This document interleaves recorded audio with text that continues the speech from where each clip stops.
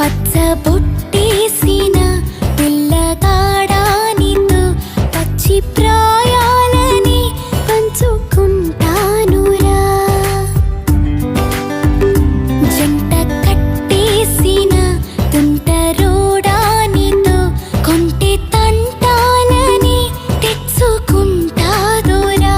వెయ్యి జన్మాల ఆరాటమై వేచి ఉన్నానే నీ ముందరా.